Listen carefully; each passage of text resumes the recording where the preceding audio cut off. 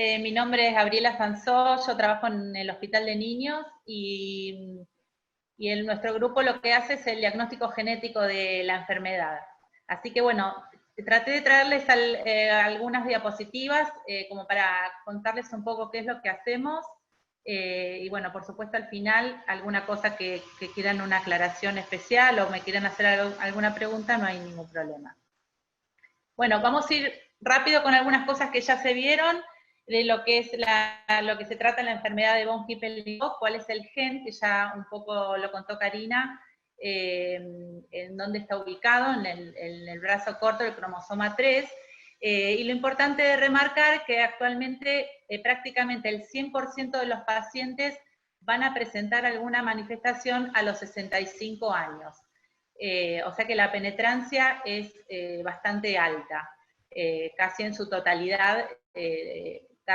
Un paciente que tenga una mutación detectada va a presentar alguna manifestación.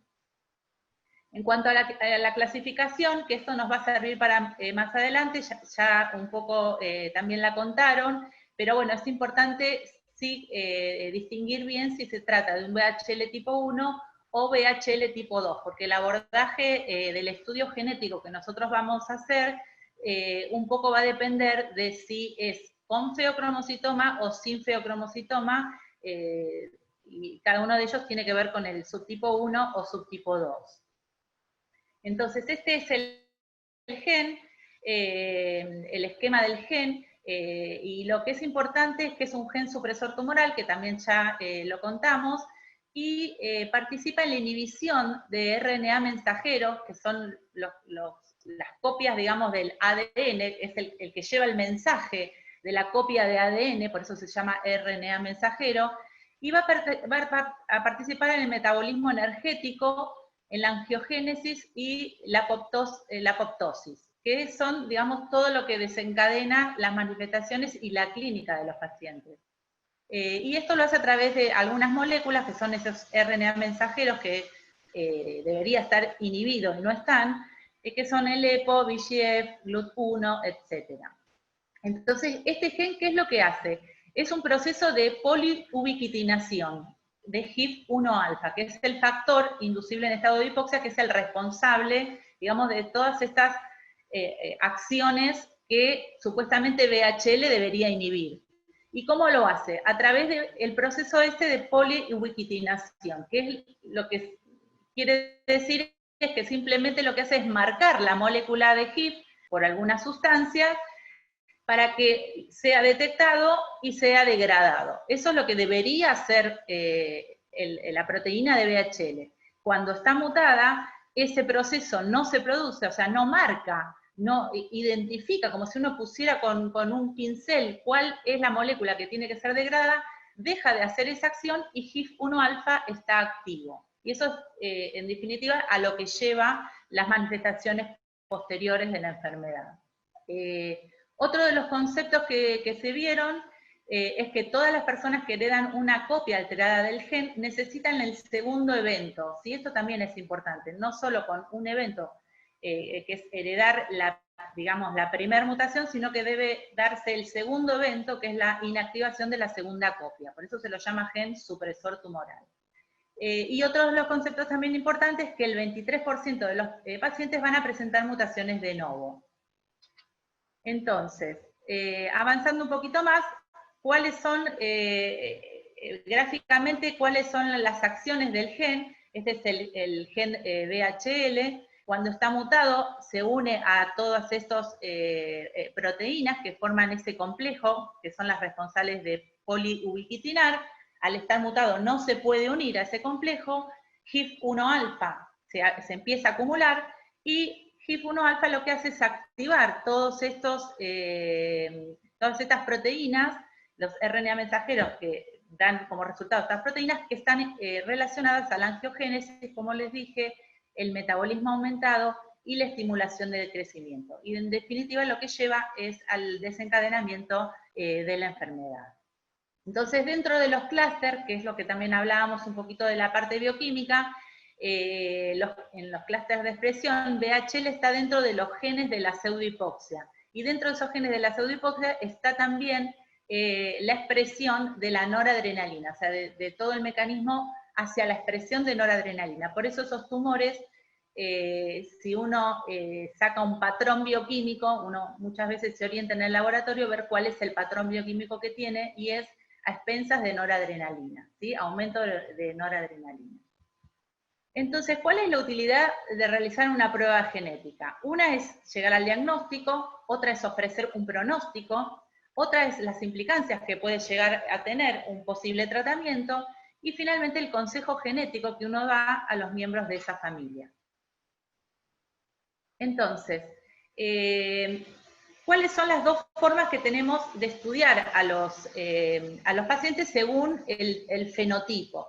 Por eso es tan importante saber el fenotipo. Cuando es VHL tipo 1, generalmente nosotros tenemos mutaciones sin sentido o de lesiones. Y cuando tenemos VHL tipo 2, o sea, una clínica compatible con VHL tipo 2, con la presencia de feocromocitoma, solamente vamos a ver mutaciones con cambio de sentido. Esto no es un 100%, pero les diría que es casi un 90%. O sea, la gran mayoría son mutaciones con cambio de sentido. No se ven de lesiones. Puede haber alguna mutación sin sentido en el caso de tipo 2, pero no se ven de lesiones. De lesiones está casi exclusivamente con VHL tipo 1.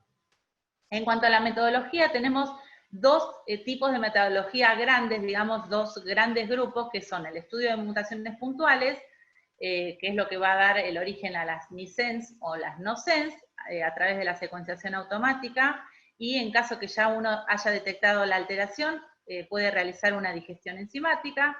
Y luego el estudio de lesiones, que son el 30% que se ven en VHL tipo 1, tenemos dos abordajes, que es el MLPA, que es la metodología, digamos, de referencia, y una metodología que es una PCR múltiple. Esta es la secuenciación automática clásica. Uno extrae el ADN del linfocito de sangre periférica, realiza una PCR, una amplificación en cadena, para amplificar los exones que contiene, digamos, este gen, que son 3 en su totalidad.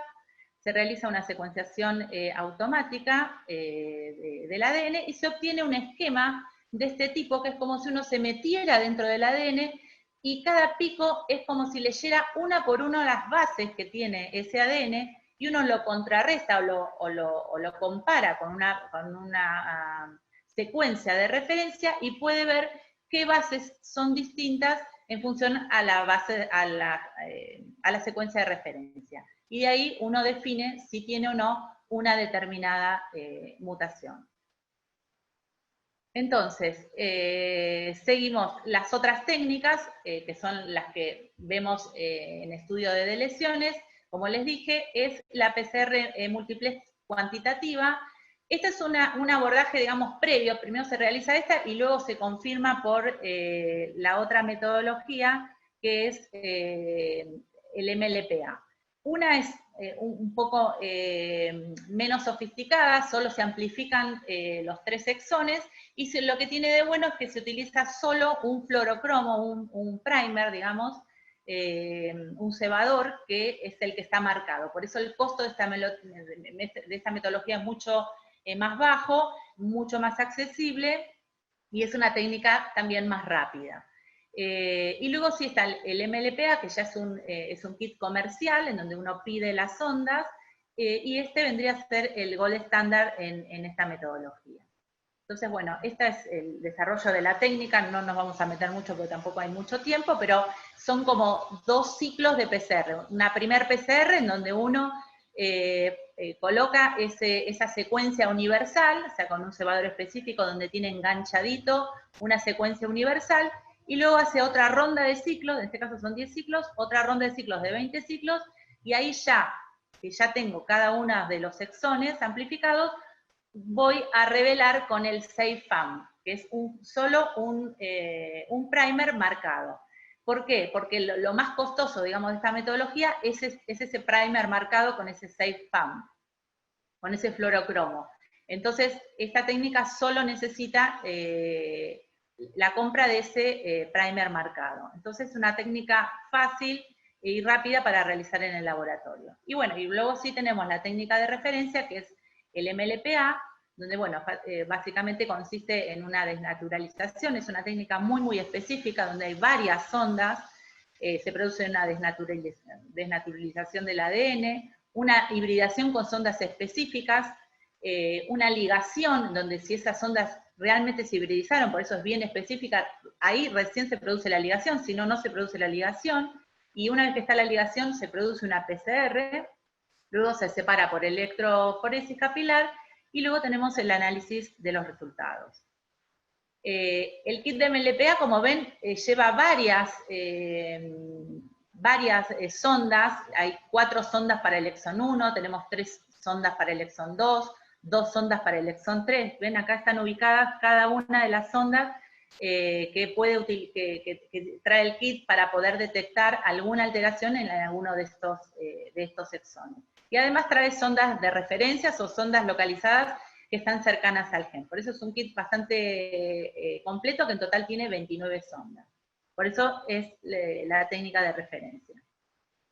Así se ve el perfil de dosis, fíjense, cuando está delesionado, baja, o sea, normalmente es 1, y cuando está delesionado se ve el descenso del pico a 0,5, digamos, es la mitad, quiere decir que tiene la mitad de dosis.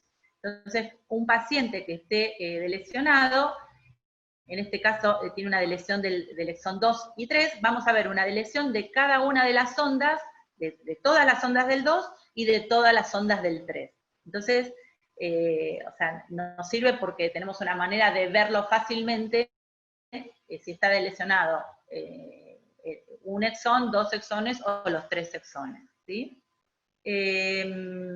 Y estas son todas las alteraciones que encontramos, las mutaciones que encontramos en nuestra población. Fíjense que hay varias de tipo de lesiones, de lesión del 2-3, de lesión del 1, y luego están indicadas las alteraciones de cada uno de los cambios de nucleótidos, y algunas con aparición de codon stop, que es el que está marcado con una estrellita.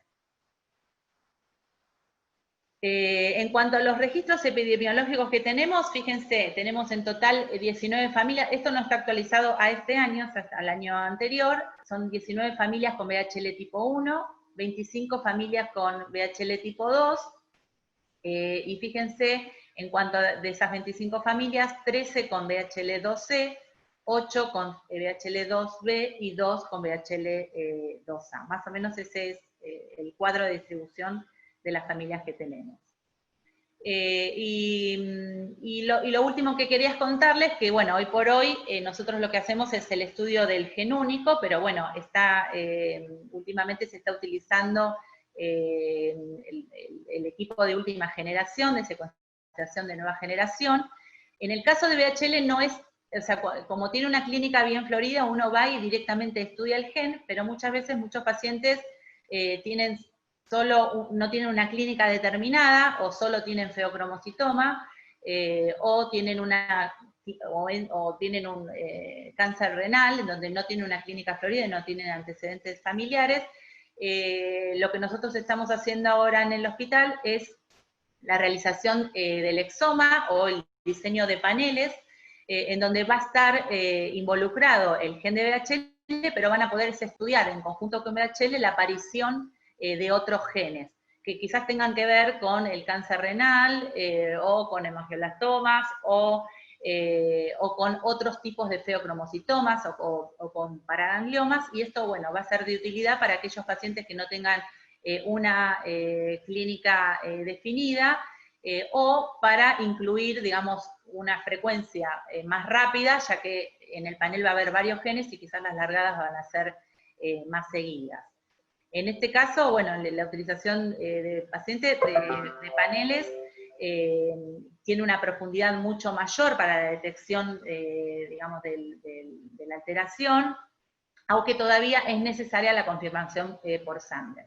Y bueno, y en aquellos casos en donde uno duda y no tiene definido, bueno, clínicamente cuáles son los genes que pueden estar involucrados, utiliza el exoma, que en este caso, cuando ya tiene una clínica definida, no sería tal de utilidad, pero es una de las metodologías que se está utilizando actualmente, y por eso lo traigo porque es lo que viene, digamos, a partir digamos, de los próximos años. También necesita poder confirmar por Sanger.